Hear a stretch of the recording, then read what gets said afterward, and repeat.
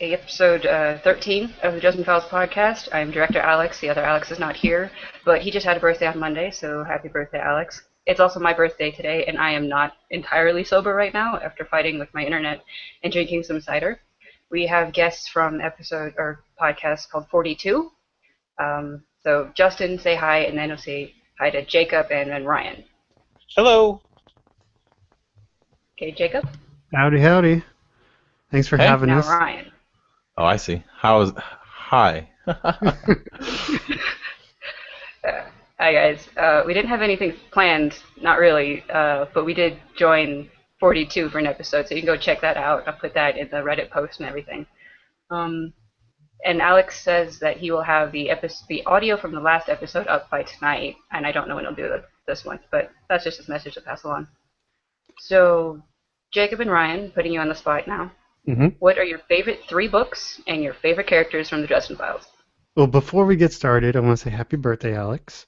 Yeah, And happy birthday. How do you feel about the book Proven Guilty? You like that book? It's a good one for you? Yeah. Well, for your birthday and for coming on our show and having us on, I would like to send you a signed copy of Proven Guilty, signed by Jim Butcher at the 2013 San Diego Comic-Con. Oh my God. So just send me your address and I'll get it in the mail this week. Yeah, happy birthday. Happy birthday. Oh my God. Thank you. Holy shit. Thank you so much. Oh, no problem. So, your favorite 3 books, Jake? My favorite 3 books, no particular order, are Proven Guilty, Stormfront, and Death Masks. Wow. Okay, justify that. Why those 3? Yeah, I really love the stories. And the question is favorite, not the ones I think are best. I love, because Stormfront is obviously not the best book in the series or a top 3 best book in the series, but I really love the story. It's really simple. It's got a good pacing to it. And it's the gateway drug, right? And so you get into it, and I love the narration. It's very noir. Even though Marshall becomes a much better reader as the story goes on, I think the really flat reading of the story works so well for that original hard-boiled detective motif that they have going on. Death Mask is great because you meet the Denarians and the guys with the swords and everything else, and I really love the story. And you also see how just badass Marcone is, and that he's really sort of gets into the whole idea, really starting to understand that these things are happening and they're real, and that's when you really start to see him become more of the baron of the underworld as well as the mobsters. And Proven Guilty is just a lot of fun. You get to get to go into the Never Never and at the con, which is crazy, which I love. I love going to cons. They're one of my favorite things in the world to do. So having a book set there is a lot of fun for me. So yeah, that's why I love them. There's a lot of great books. It's hard to rank your favorites, but those are the ones I like. When I think about Dresden, those are some of the ones I really think about. And plus, I really love like the whole bit with Molly and her mom, and learning that Charity was actually rescued from a dragon by Michael, and that's just super badass. So I don't know. I love those books. Like I said, they're not the ones I think are the best. They're just my favorite. All right, that's awesome. Well, I don't know how to handle the fact that you're sending me a signed copy of your favorite book of my favorite series. Don't worry about it. It's good. Ryan, your favorite 3 books? I think I'd have to go with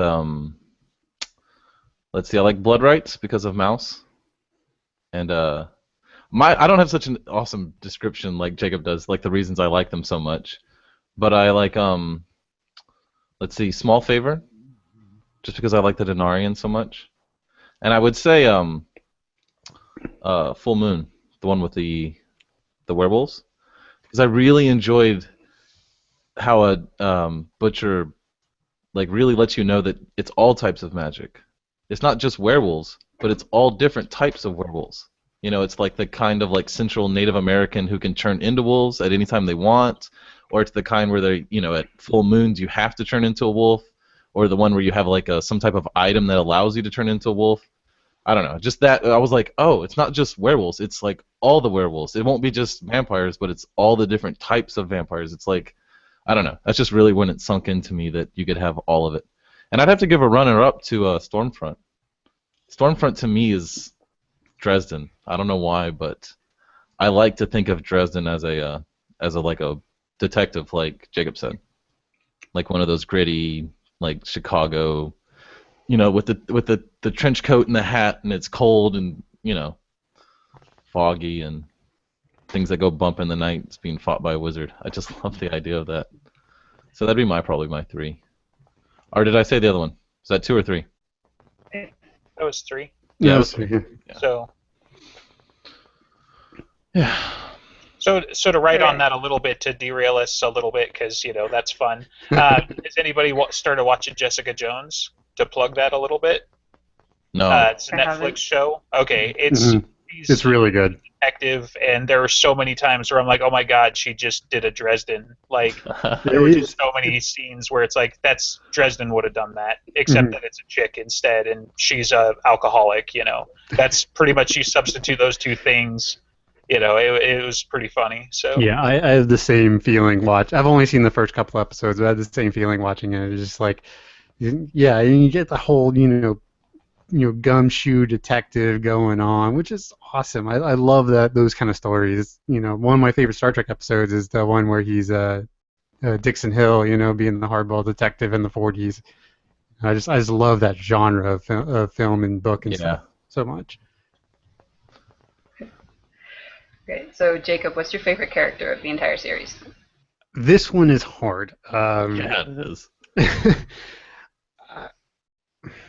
Excluding Dresden, I guess? Well, no, Including if you want.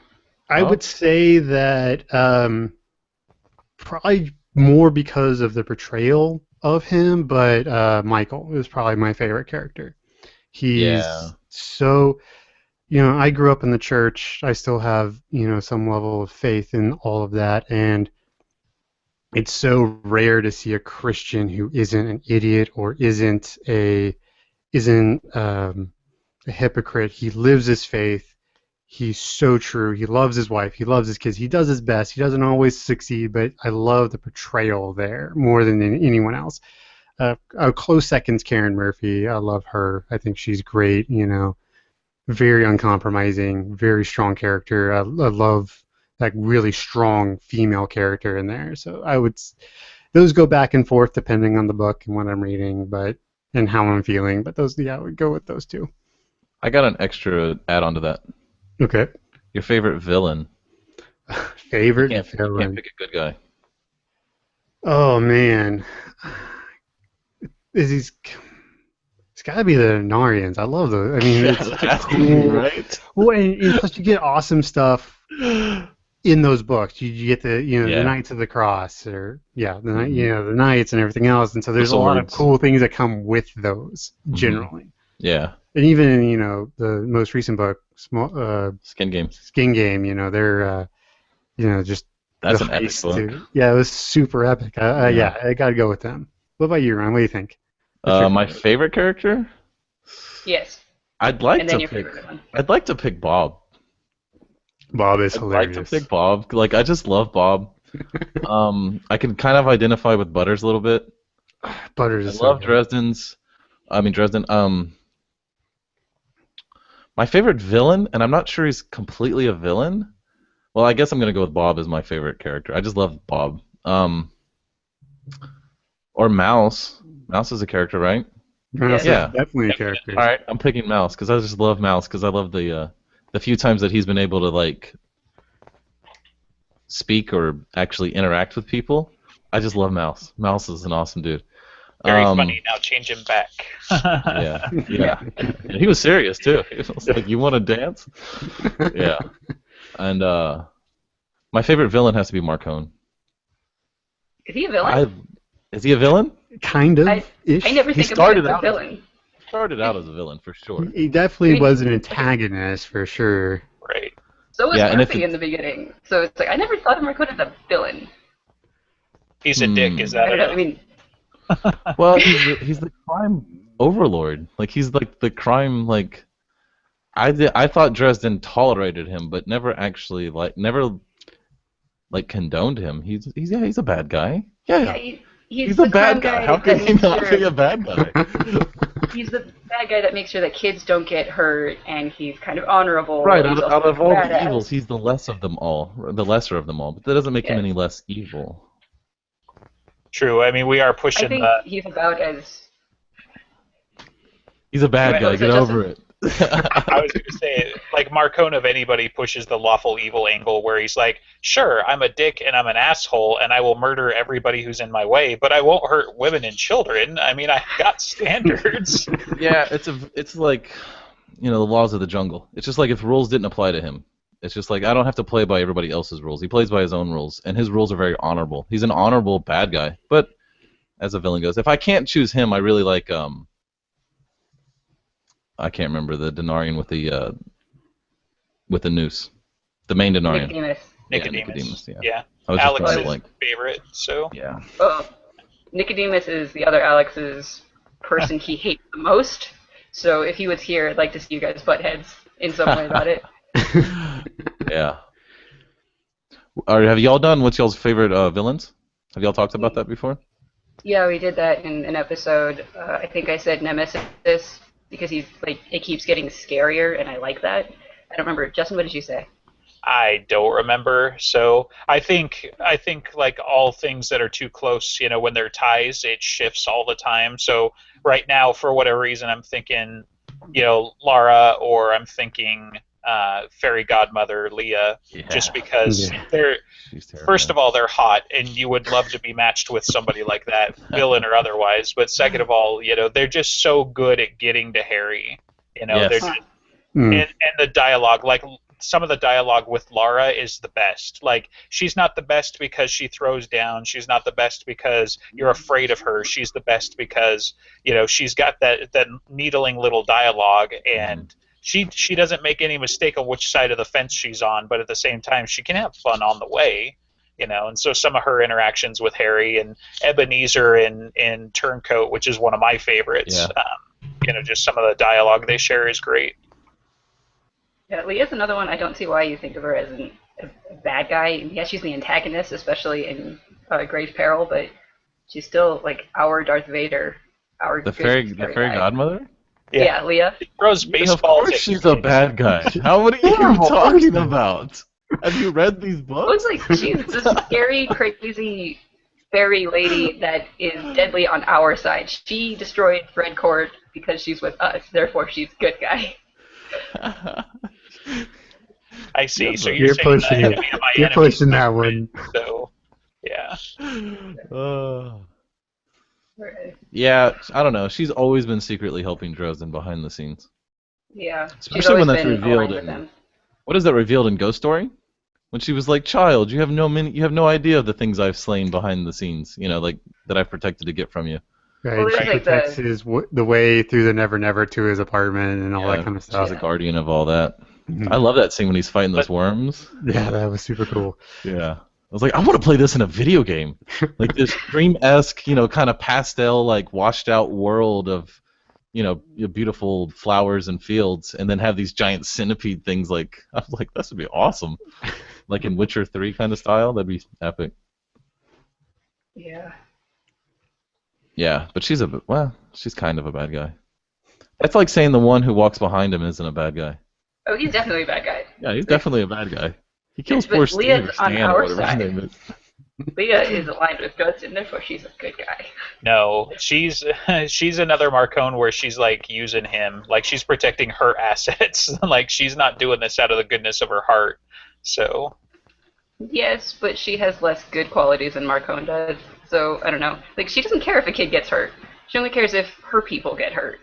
But Marcone's like more of a good guy, but I still don't think of Leah as a bad guy. Whatever. She's my favorite character. Shut up.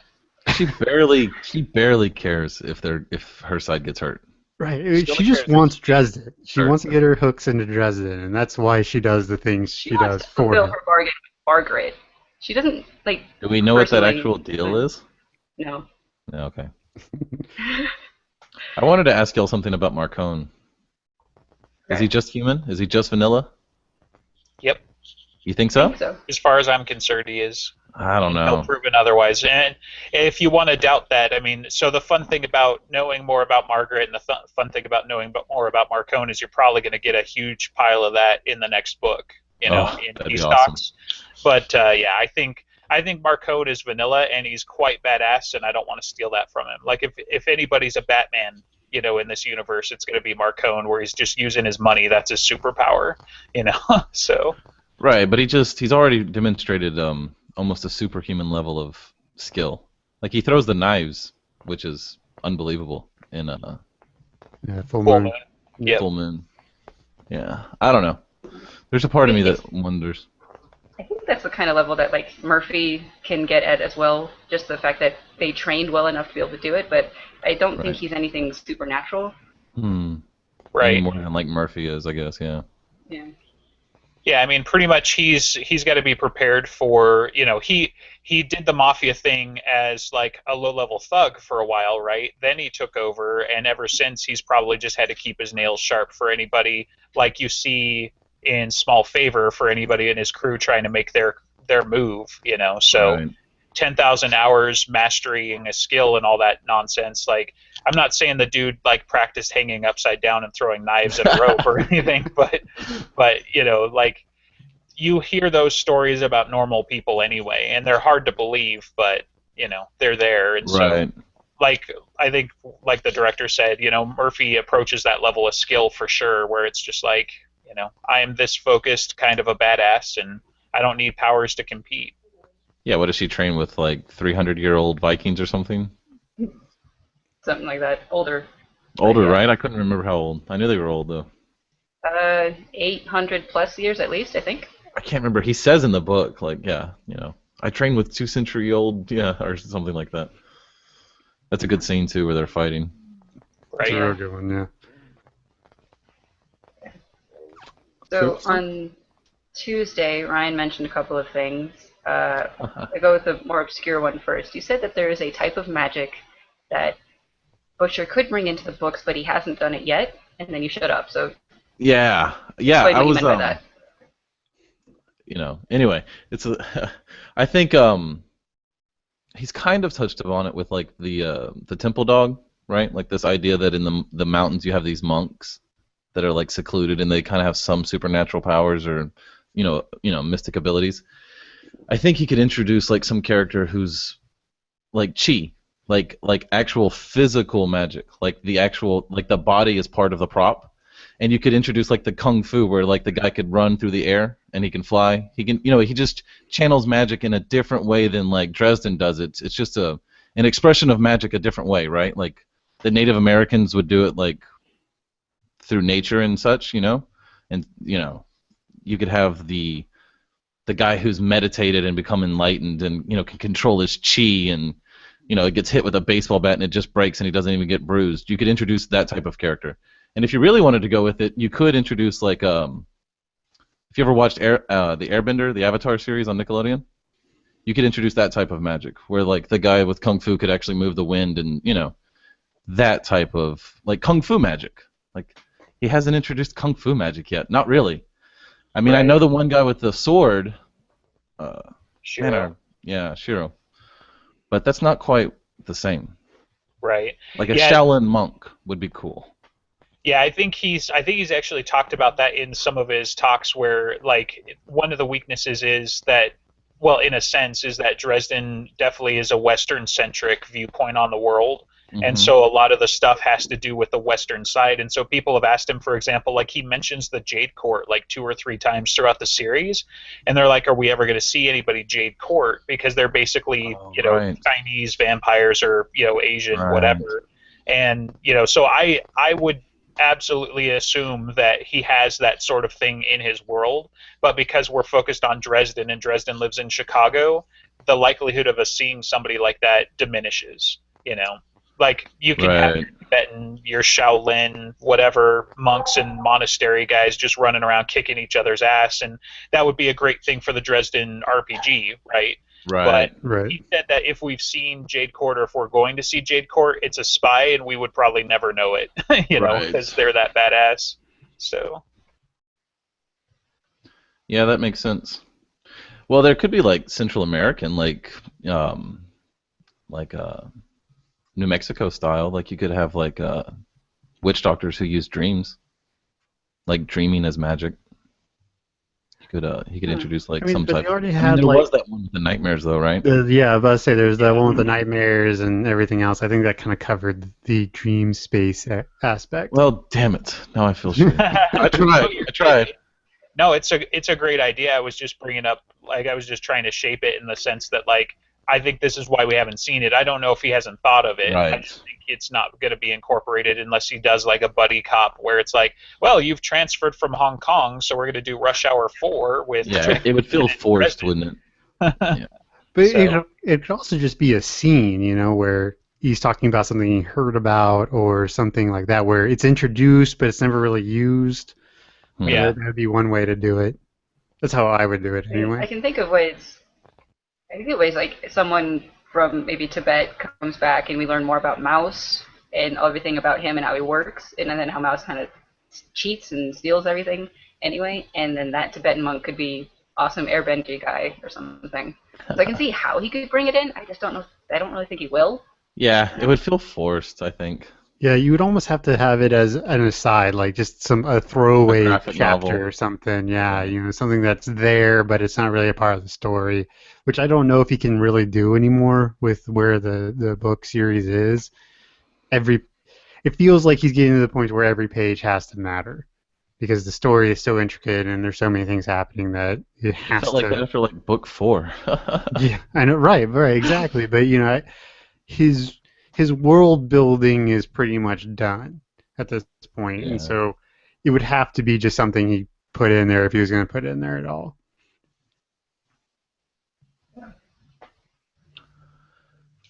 How many swords does Murphy have left? She has Excalibur. Nobody has That went Michael's back sword. to no, that went back to Harry. When at the end of Skin Game, when Michael was like, "Okay, I'm done again," he goes back to Harry. That's and he right, just when he told him his put it over girl. there.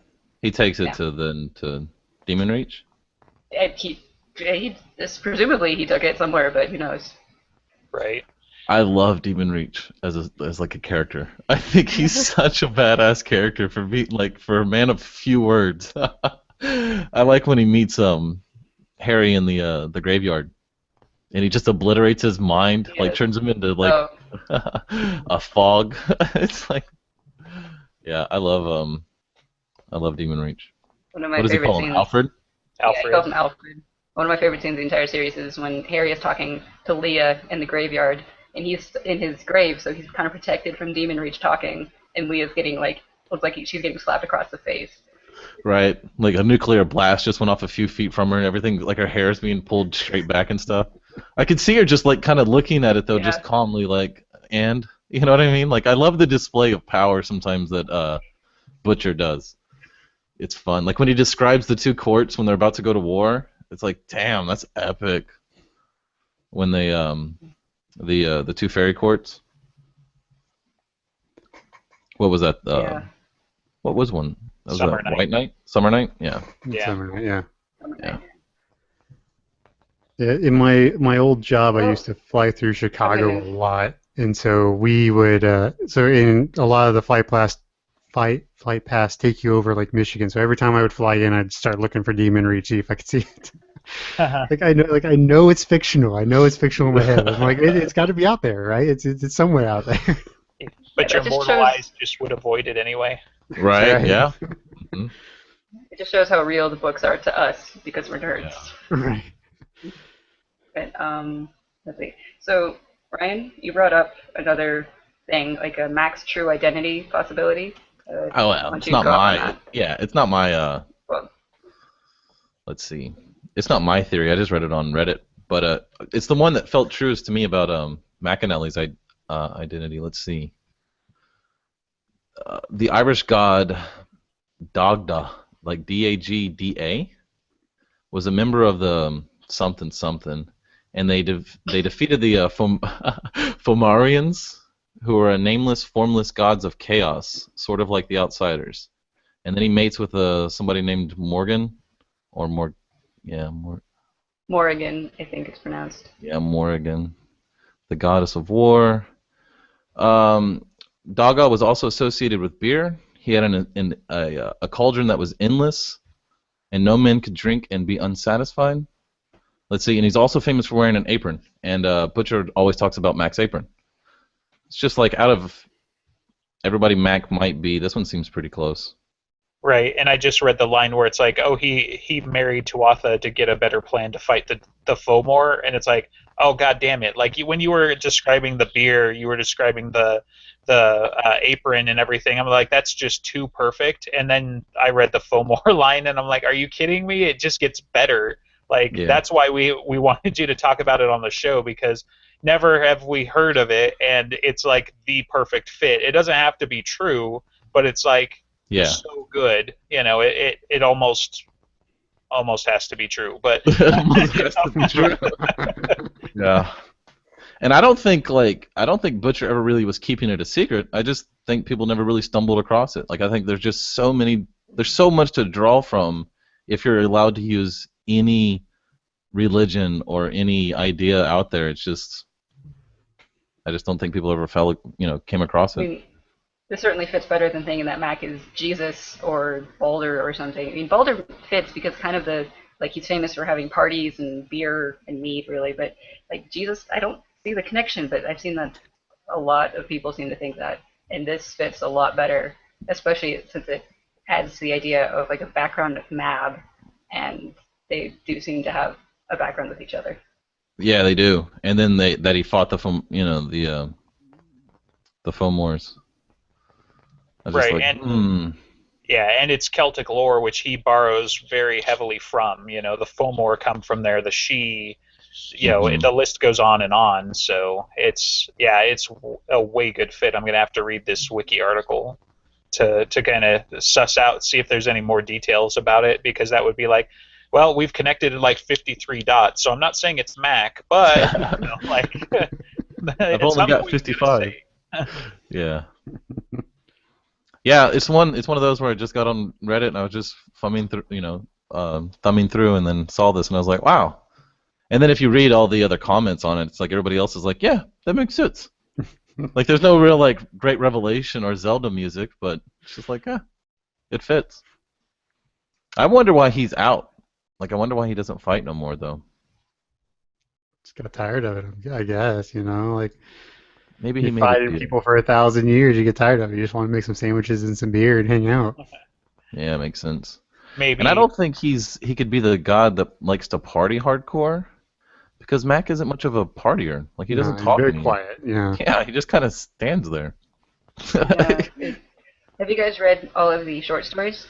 No, I haven't. I've read a chunk of them. Well, okay. Listened to.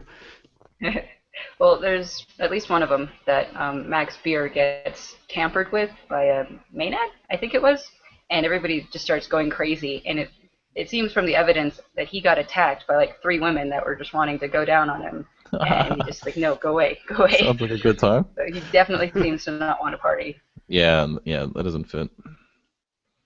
And he always talks about how good Mac's beer is, and this idea that this Irish god made really good beer. It's like, that makes sense.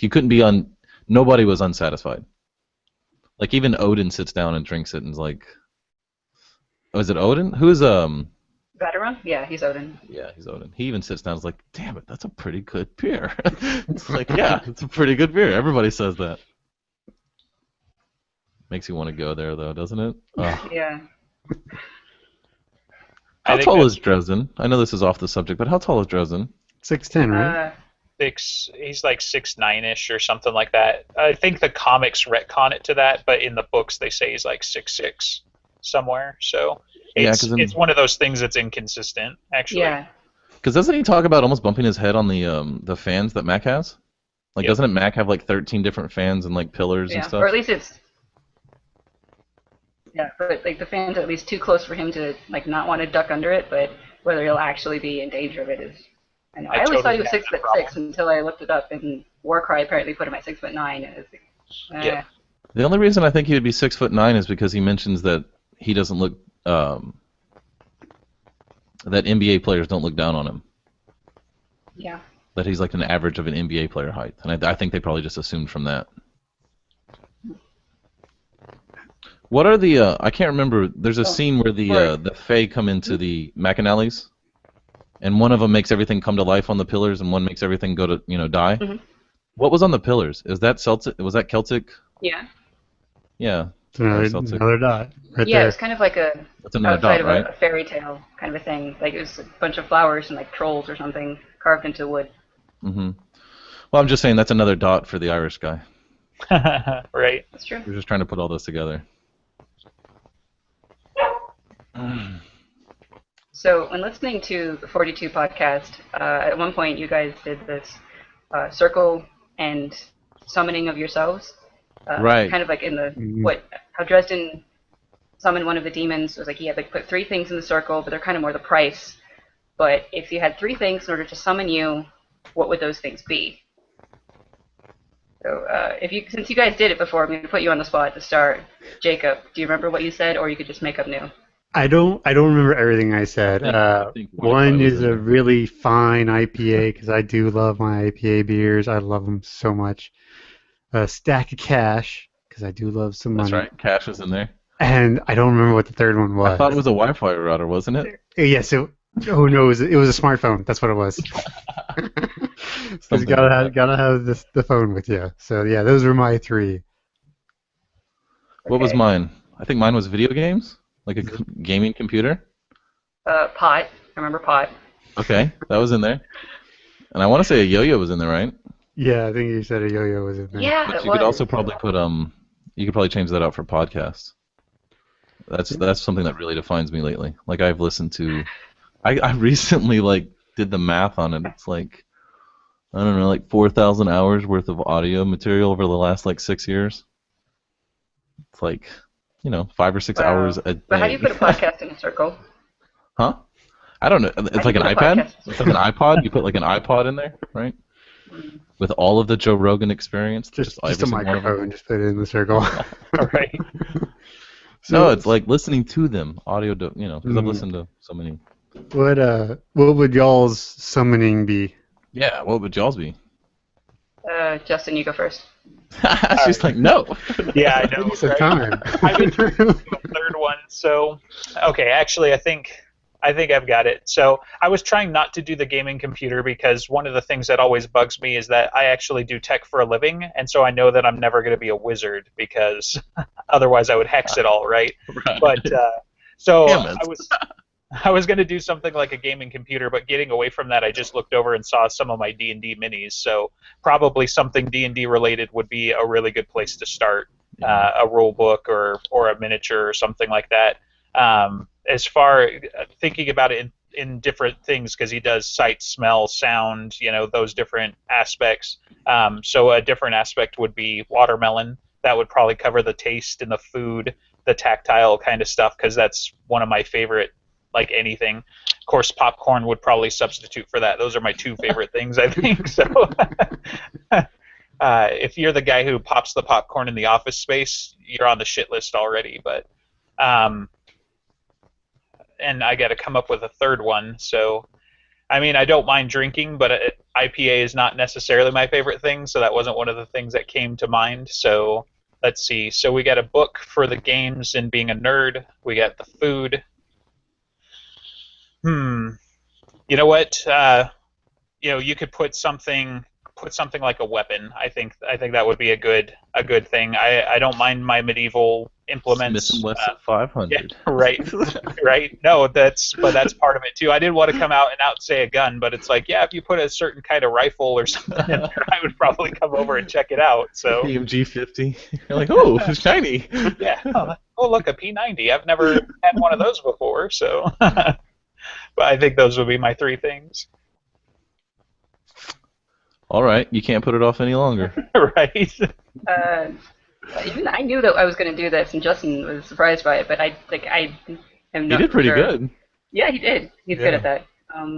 She keeps So- stalling. She does. I like cider more than regular beer because I love cider. So some form of that. I like to experiment, so it doesn't have to be anything specific. This is a bit weird, but I absolutely love my LL Bean boots. I wear them almost every day. I'm wearing them right now, and I just like something to represent that would be good for me. And probably a book, because I spent a lot of my childhood reading.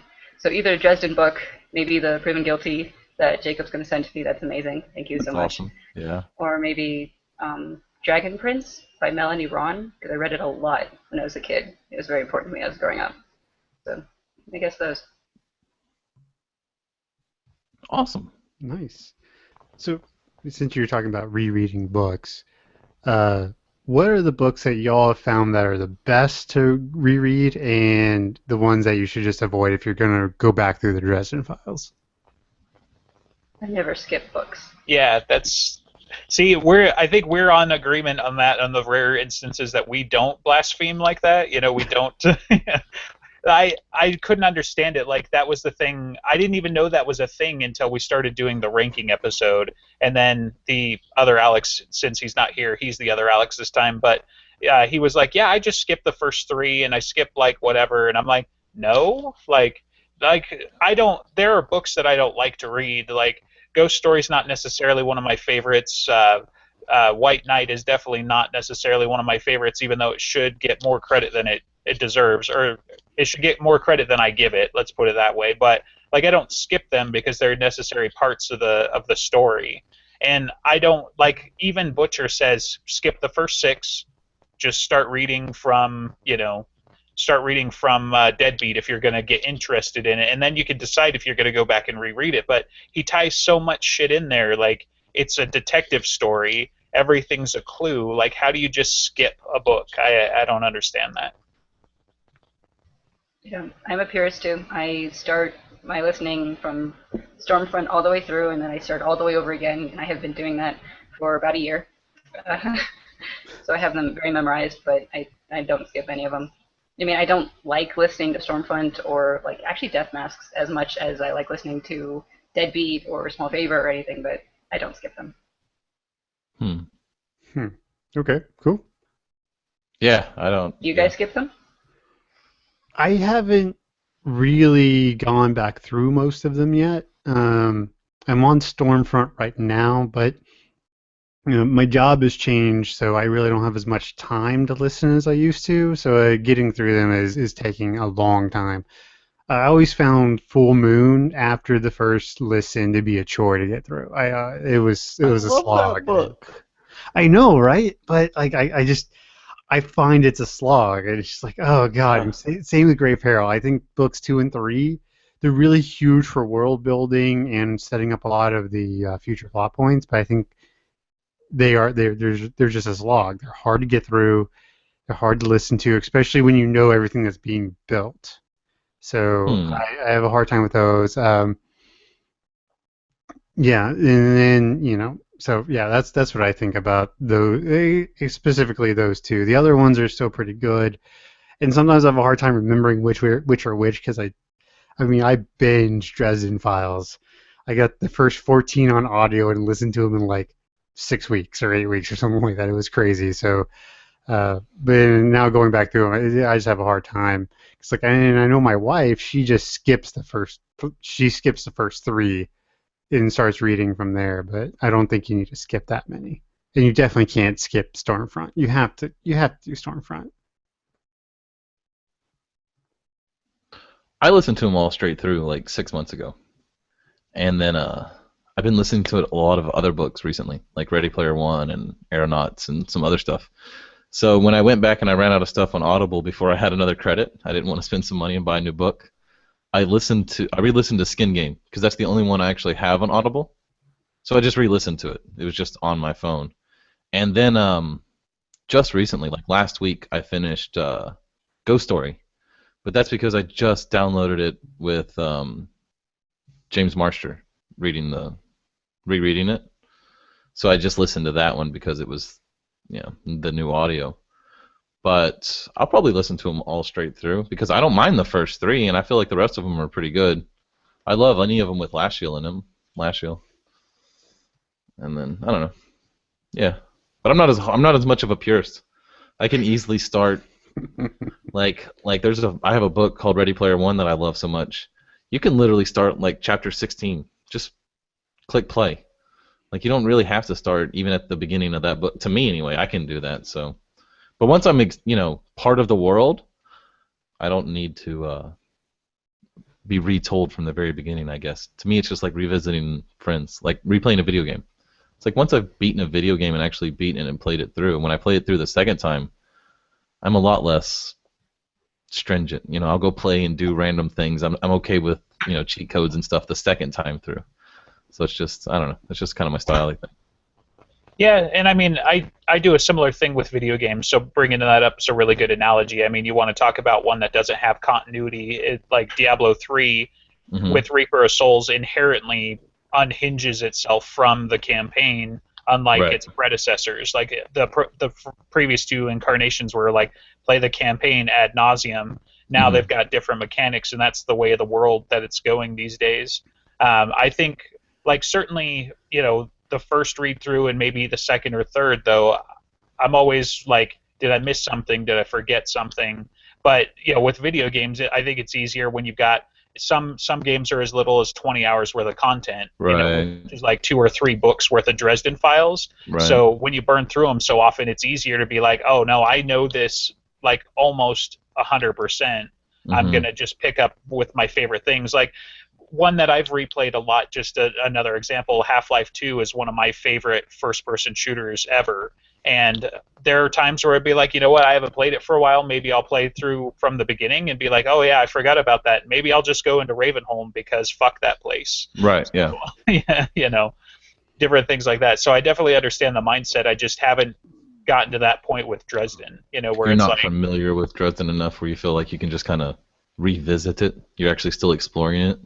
I think there's a lot of that because, like, even read Skin Game, and how many of us were surprised with Butters and the tip at Ghost Story, and we're like, oh god damn it, now we got to go read Ghost Story again because like we totally missed that. And so what else is out there? The whole McAnally thing, like, he may not ever reveal that in the main storyline, but as far as I'm concerned, that's canon now. I'm gonna have to go read that and see all the other places. Maybe go back through the side jobs, especially because that's where a lot of Mac's other side stuff gets revealed, and just kind of see what else fits. And it's a huge freaking world. That's why they call it the Dresden verse in a lot of ways. And there's stuff that he's even admitted, like, there's so much that he's never going to write beyond what has been written, like the Oblivion War, because it doesn't concern Harry. Like, he used it with Thomas, but that's as far as he can do, like as far as he can go with it. So there's just so much depth to it. Yeah, maybe I just haven't read it enough to just be that intimate with it, where I'm like, no, I know where I'm picking up and where I'm leaving off, and what to change out. Yeah, I guess Yeah, I guess a long-term approach though is like, I'll just listen to it. Like, I'm gonna listen to this 1,000 times, whether I listen to it right now or in order, or it doesn't matter. I'm just listening. There's that kind of mentality too. So I don't know.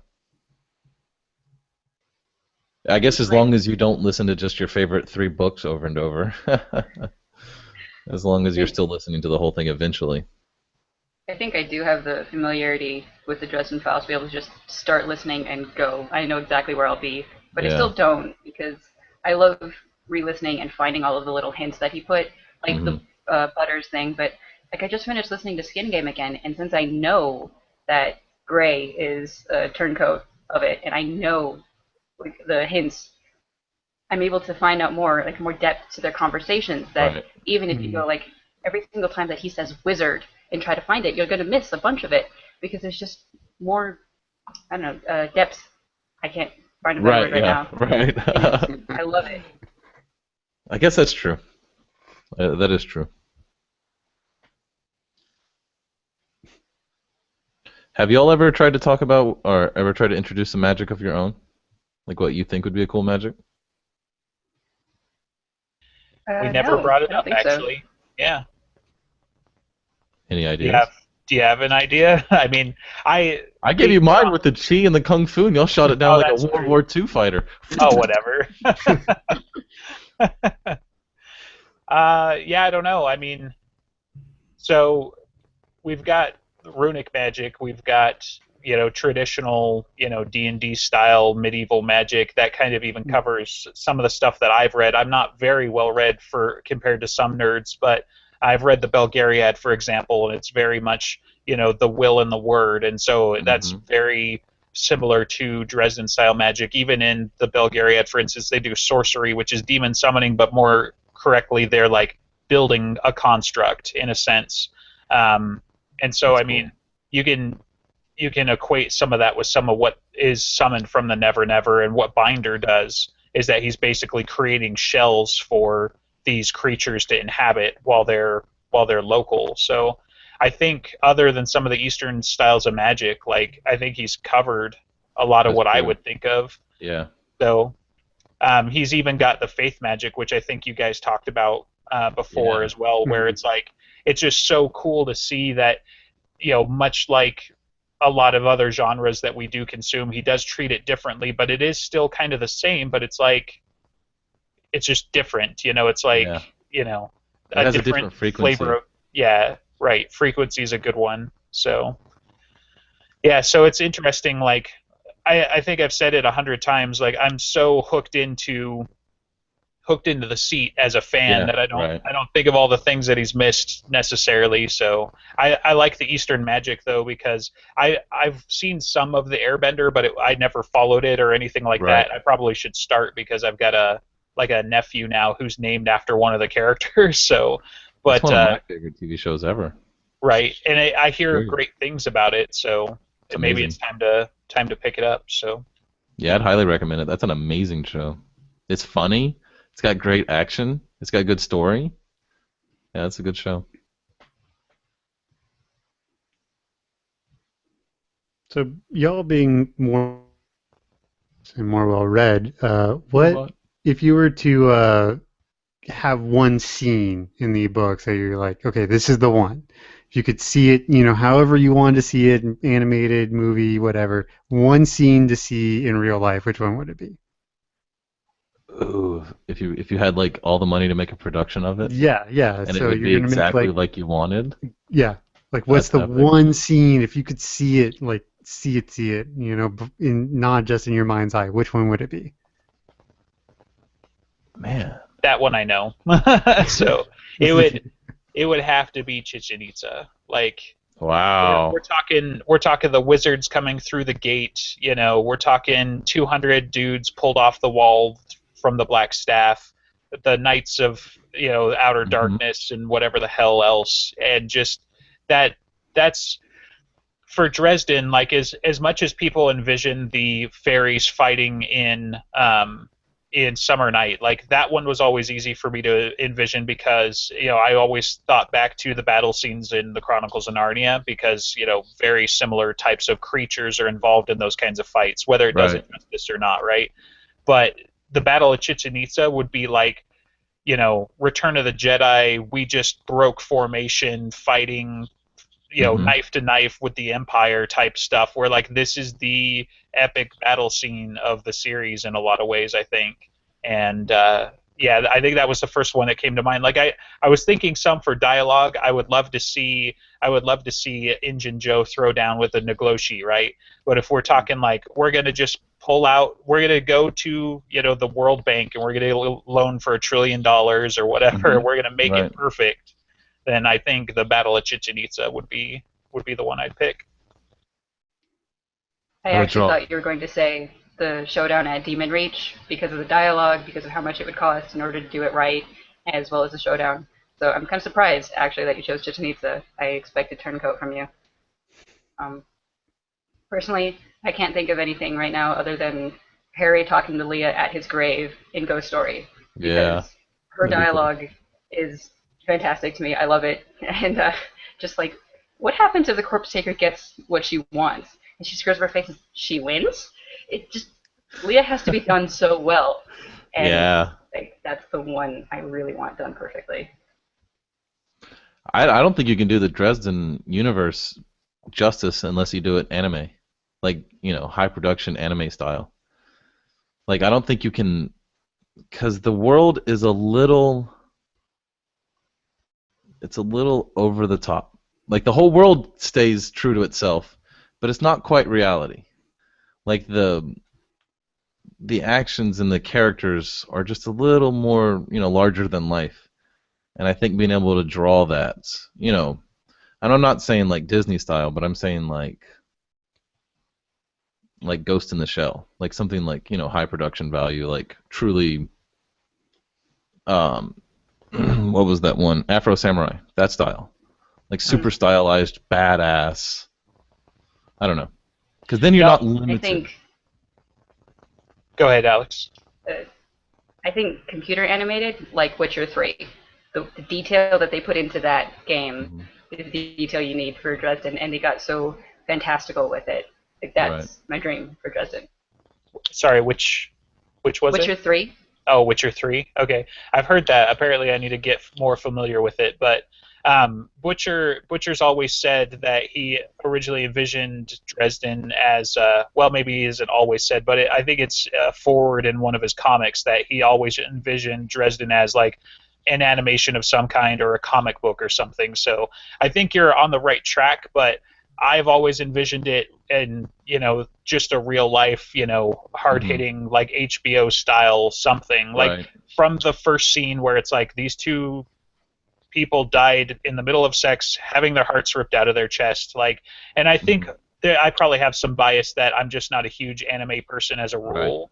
But certainly, if you got the right people to do it, I mean, you mentioned Ghost in the Shell. That is one of the ones that I definitely do dig on, and that sort of thing. So it's that would be awesome. I would like to see it done. I would just like to consume more Dresden, I think, at the end of the day, too. So I think the best style to me to do it would be if you've ever seen Full Metal Alchemist, like Brotherhood, that style of animation. Like that, man, some of the stuff in there is drawn so creepy and done so well. The monsters could be so well, they could be so detailed and so much.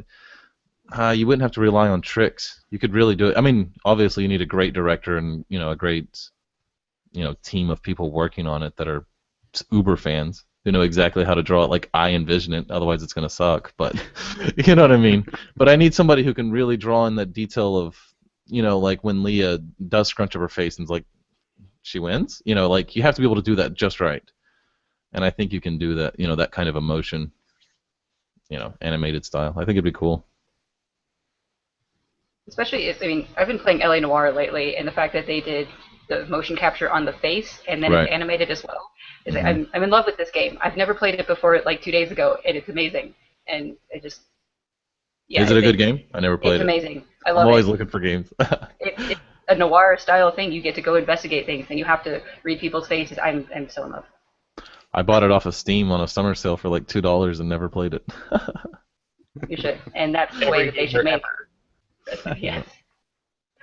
And that's the way they made to make Dresden, like Witcher 3 graphics with LA Noire abilities and ooh.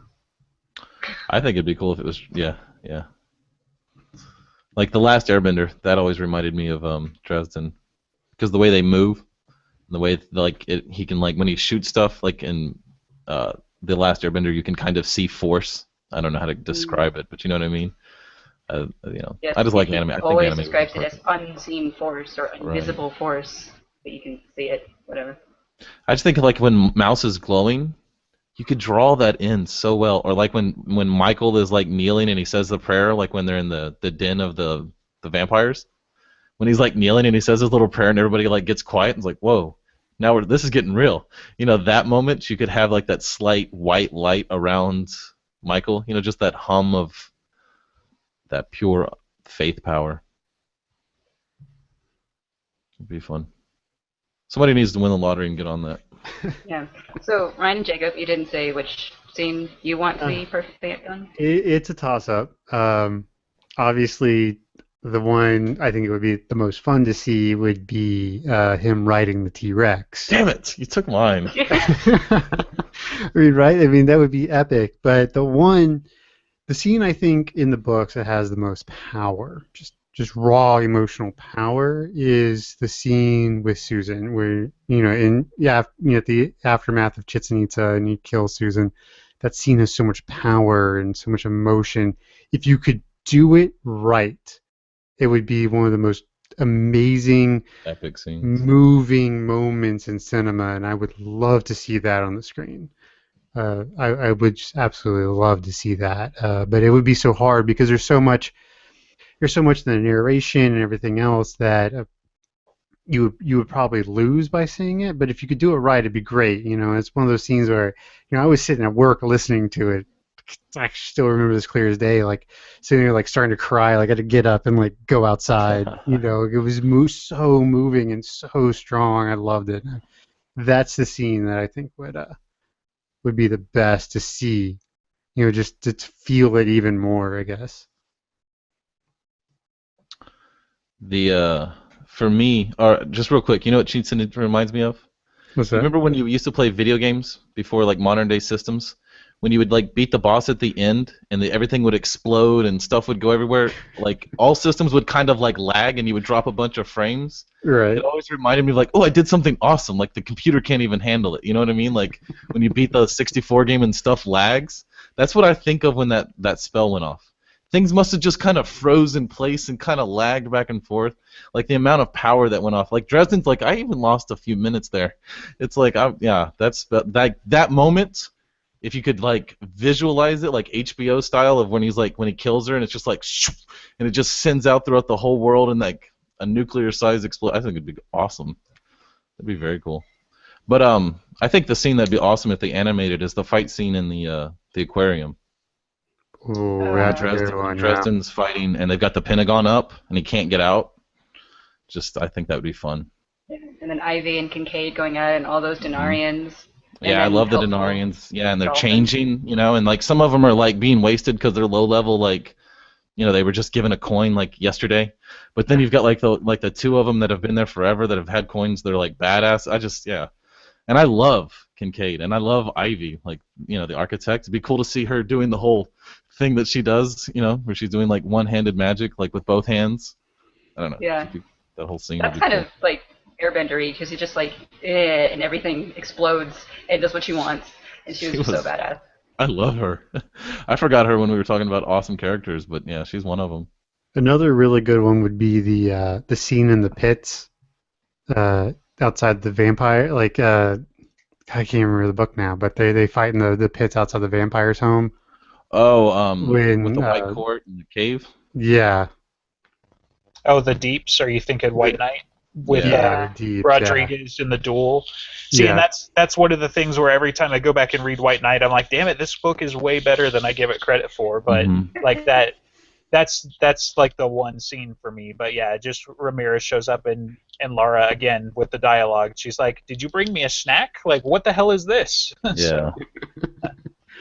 I don't know, the Kincaid scene where they're in the ballpark. Right after if you did the whole, if you animated or like had a real life scene of Dresden versus the vampire when they're dueling, and then shit all the shotguns out of the golf bag, wasting people, yeah. Yeah, that would be cool in real life, especially HBO style. Real gritty and quick, and he's shooting 40-foot flames, and people are, as they're falling, they're turning into flame and vaporizing. That'd be cool. Yeah, that's one of my favorite things about Dresden is like the world that he draws in your head. It's like very easy to draw in the details. I'm starting to think now, like if we ever get some form of visual Dresden that's done right, it really needs to be done correctly. Like the impact that Jake was talking about, like you want to feel it at the end of Chichen Itza. Like I don't want them to screw up any of those things. Like Death Mass is not my favorite book, but when Harry ties up Susan, that's one of my favorite scenes. And it's just kind of because of the intimacy between them. And I don't want that to be destroyed. Yeah, the only way to do it is like an episodic 190 episodes over 12 seasons. That's the only way you could really do that. Like, maybe 13 seasons. You have to Dragon Ball Z it. There's so much into it. There's so much that has to be described. There's so little you want to lose. There's so little you want to give up. Yeah, and that's the hard part is that I've tried to think of a way to break out the show in like a manageable way for TV, and if you just took like a book for season, we're talking 20 seasons, so how many shows have made that, like The Simpsons and and then on top of that though, you're going to have episodes that people just freaking hate because it's like, well, this episode, it's Harry Dresden with his idiot brother in their apartment talking about cereal that magically showed up in the cupboards. And it's like, that's an entire episode, because if you're breaking the book up into like 20 episodes or something like that, you know, you'd almost have to do a AMC style mini season where it's like we've got 6 episodes and we're going to cut out a lot of the fluff. And I think you know, BBC sort of does mini seasons like that. AMC, I don't know if HBO does because I don't watch a lot of their stuff, but you know, you've got to get somebody who's not afraid to do the half season or whatever, and just know that we did more in 6 episodes than most shows do in 20, and that we don't need the fluff. But yeah, like if you were to break it up into specific chunks, you're going to have those. Today we rode the elevator and then gave somebody a ration of shit at Marcone's place, you know, Miss Demeter or something like that. It's like, compared to the season finale, which would be the Chichen Itza or whatever, and then it's like, yeah, how do you compare the pacing on those episodes? Because 75% of what he writes is very slow build-up over time, and then there's a mini fight, and then there's the explosive end sequence, you know. So he's always going to have his season finale kick off. But, you know, compared to, you know, this episode, Dresden gets accosted by Morgan out by the lake talking to a fairy. Very exciting stuff, you know, like as an episode that you're waiting like every week to see. So it's, yeah, I don't know. It's interesting because I think he's right. Like he says for sure that he didn't write them with a TV series in mind, but we all definitely visualize it to that point. So, like you mentioned earlier, we just need to get the perfect director, the perfect writer, the perfect cast, and then we'll be fine. It'll look just like $500,000. Yeah, right. See, you envisioned it the same way that I did, so it'll be great. Yeah, with somebody who doesn't care if it's financially successful. Like, we don't have to commercialize it at all. It's just a piece of art. See, the show I want to see is one around Murphy and have Dresden be a side character. So it's like Special Investigation Chicago, The Black Cat following Society, her, Black and Cats. you know, Dresden comes in and out of the show as sort of this tertiary character, sort of like Gotham, but with, you know, Murphy instead of Gordon. I think that would be an amazing show. Yeah, that does sound cool. Because then it doesn't have to be about the books. That's right. You can kind of do whatever, and you can have tie-ins to the books, and you know, you can have like, you know, talking about like Stormfront or whatever. But then, yeah, you can also do all the other random crazy shit she sees, which you don't never hear about, but you know she sees it. Fun. About the breaking it up, it's like if they did it like the way Sherlock does, in which you get like 3 episodes per season, but they're an hour and a half long each, might work better. Oh yeah. And I think it would be easier on us, the nerds, who just want to like power through it forever.